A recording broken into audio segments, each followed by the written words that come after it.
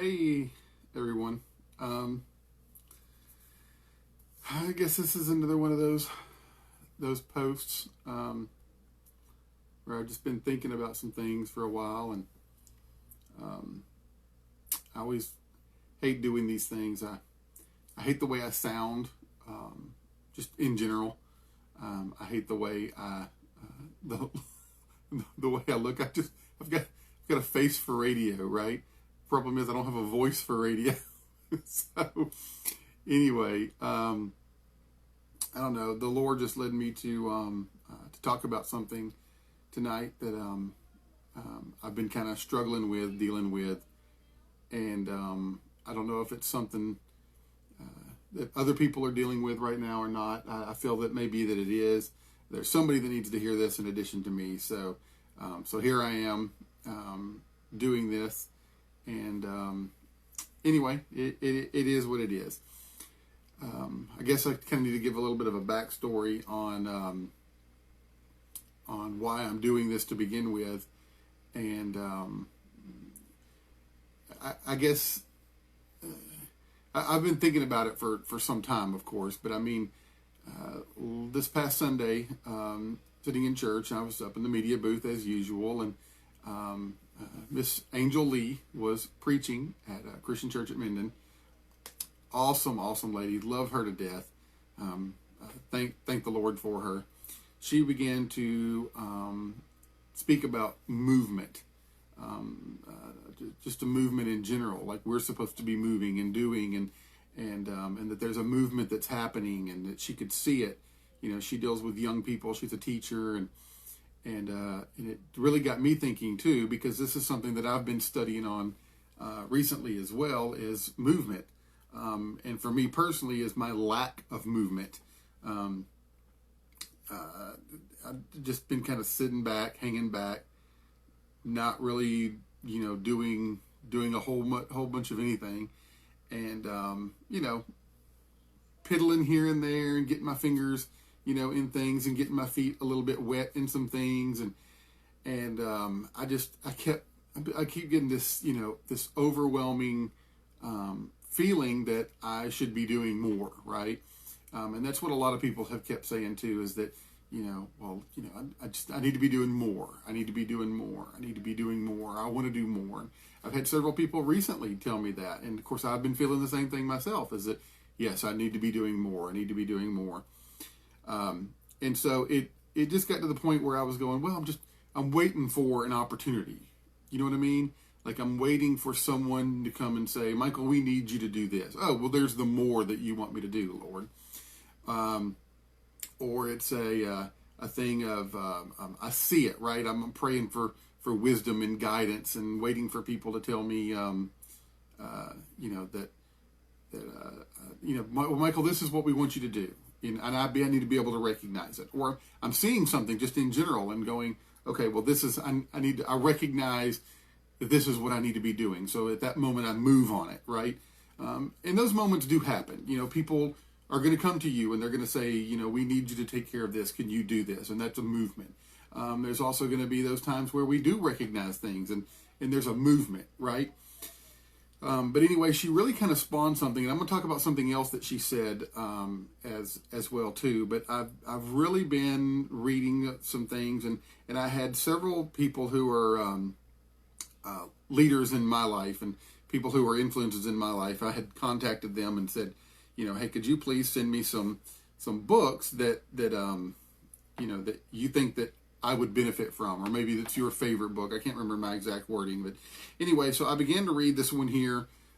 This is Raphael McManus. I had a couple of different people tell me, to read some of his works, and so I started with this one called The Barbarian Way: Unleash the Untamed Faith Within. And wow, it has really got me pushed into doing something that I really hadn't considered before. I don't know why I haven't, rather.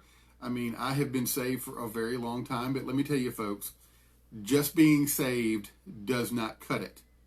Okay? Look at this. This is one of the things that he says in here, and I'm gonna quote right here. It says, "Because Jesus did not suffer and die so that we could build for ourselves havens, but so that we might expand the kingdom of his love.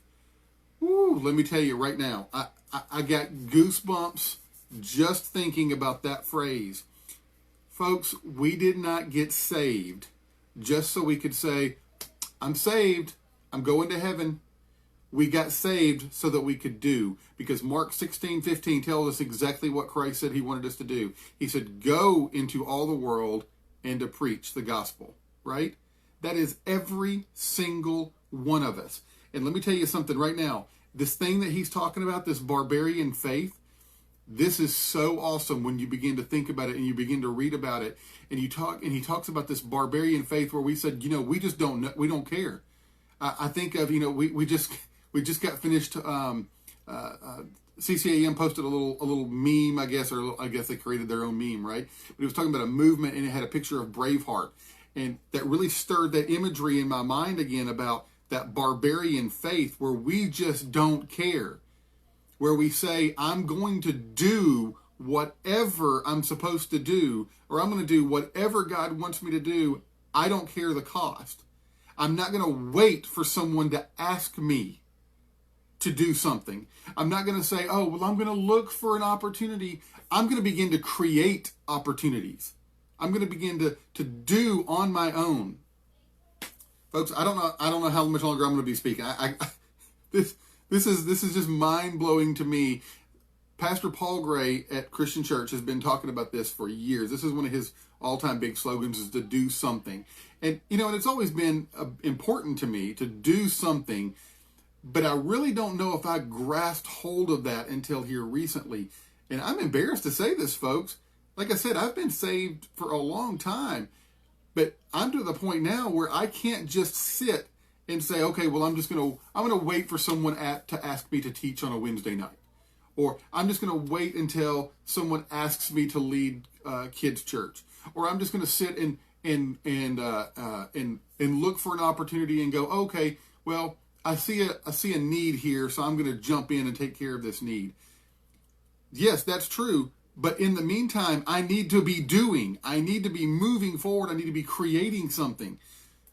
Folks, I'm telling you, that little line right there that Raphael McManus said, because Jesus did not suffer and die so that we could build for ourselves havens, but so that we might expand the kingdom of his love. Folks, we are not saved just so that we can be with him in eternity. That's not why we're here. That's not the only reason why we're here, folks. We're here on earth. We got saved so that we could help to save others.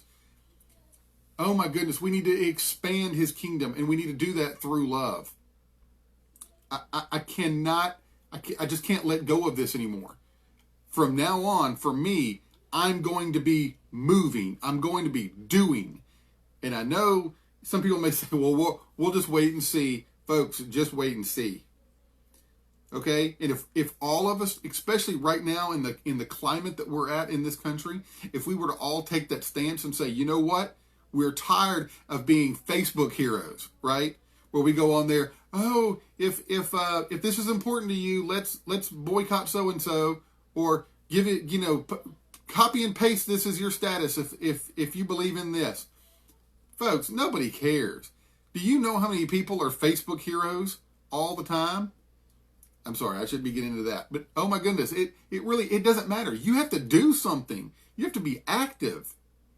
Okay, so I told you I was going to go back to something else. So when Miss Angel was preaching, she was talking about the fact that there was a spirit of comparison there with her for a while about some things, right? Where she would maybe get on Facebook and she would see other people doing things or other things happening, and there would just be this spirit of comparison. Folks, I have been experiencing this myself. I know a few other people have. I've talked to a few other people that I know are dealing with the exact same thing right now, okay? But for me, that spirit of comparison wasn't like, oh, well, they have a better lifestyle than me, or they're in a different place, or they move with different circles of friends, or they're in a different social class. That wasn't where my spirit of comparison was. My spirit of comparison was, why is that person getting used by God? And why is that person doing things, and I'm not. Like, this person's getting to go and to minister to people.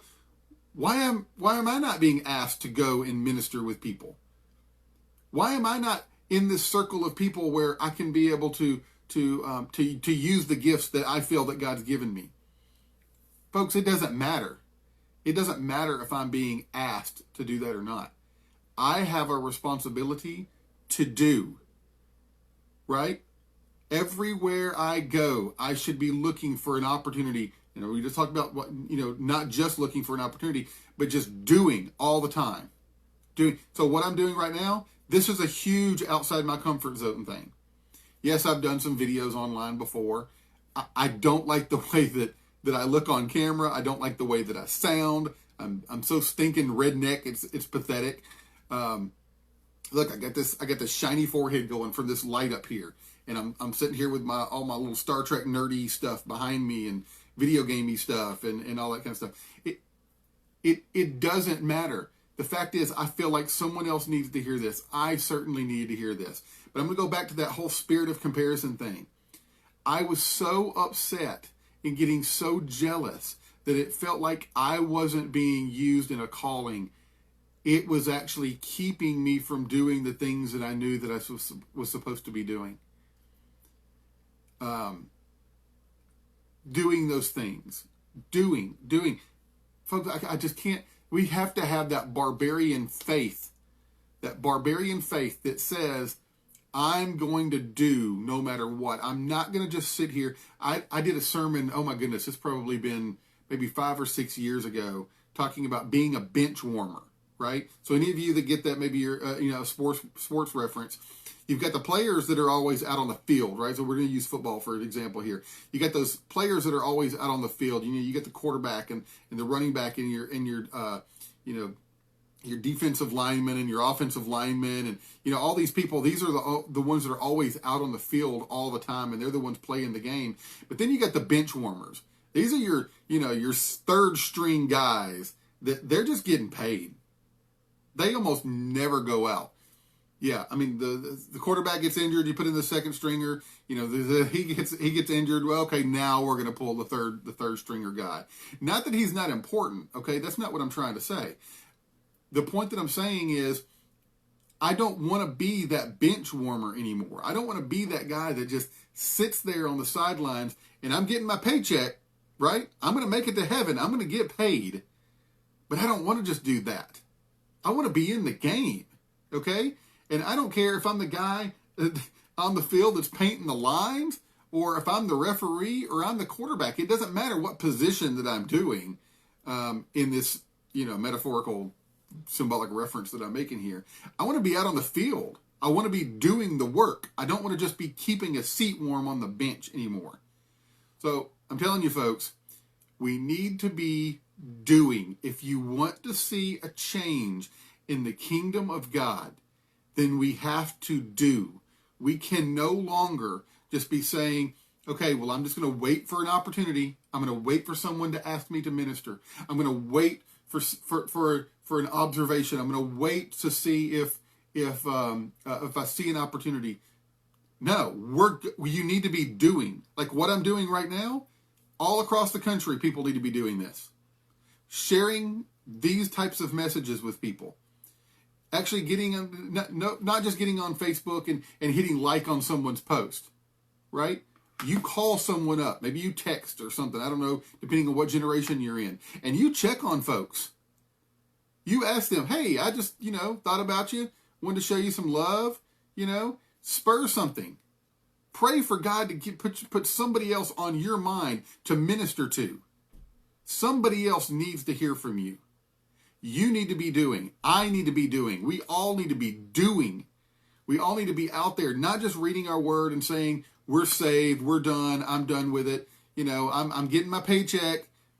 We need to be doing. If you feel like you've been called to teach, or you've been called to preach, or you've been called to lead praise and worship, or you have been called to do anything. I'm not talking about just one of those, a spotlight ministry. I'm talking about anything, right?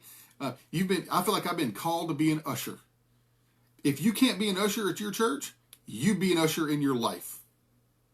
I know it sounds crazy, but I know you can make it happen. You be a teacher in your life. You be a preacher in your life. You be a praise and worship leader in your life. You do. God will take advantage of that. He will see that you're doing, and he will continue to reward you. He will continue to move you forward. And before you know it, you will see God's kingdom come to pass right here on earth in front of you. And all we have to do is do. Step out of our comfort zone. For me, it's that spirit of comparison. I'm looking and I'm seeing other people doing ministry and going, why can't that be me? Why can't it be me? I don't have to wait for someone to say, Michael, I need you to come minister. I'll just do it. I'll just do it. And that sounds crazy. I'm doing it now for maybe 4 or 5 people that ever want to listen to me. But I feel like this is what I have in my heart that I need to say. And I know that there's somebody else out there that needs to hear it. So anyway, that was just my thought for the evening. Something that's kind of been, on my mind and on my heart a lot lately. And there's way more to this. I just don't have time. Most people, I guess, they're going to watch a Facebook Live video. They're not going to sit here for, 15, 20 minutes listening to some redneck hick talk with this big shiny spot right here on his forehead. But anyway, I know that there's somebody out there that needs this. I needed this. If I need this, there's somebody else out there that needs this. And I love every one of you guys. And if there's anything that I can ever do for any of you, please don't hesitate to ask.